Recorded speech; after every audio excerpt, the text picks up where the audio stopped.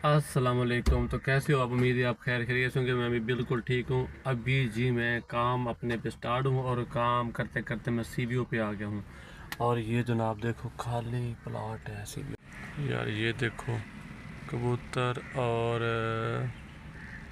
कौवे मिल के जनाब अपना खा रहे हैं। ये देखो जनाब मिलजुल कर।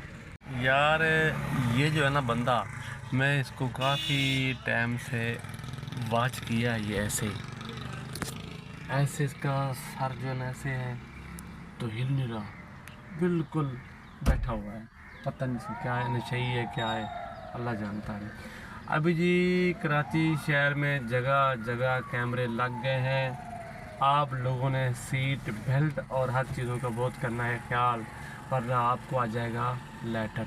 ठीक है, तो फिर आप जनाब सोशल मीडिया के ऊपर होते हैं वीडियोस, हमारे साथ ऐसे हो गया ऐसे हो गया, ऐसे हरगिज़ नहीं होता। अपना ख्याल रखें, सिग्नल की वोलेशन से एहतियात कीजिए, सीट बेल्ट रखें और सेफ जो है वो ड्राइव करें।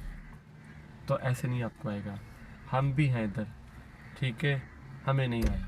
तो आप जो है ना अपना ख्याल कीजिए। अभी बहुत ज़्यादा सख्ती होगी और बहुत ज़्यादा कैमरे लग चुके हैं जनाब।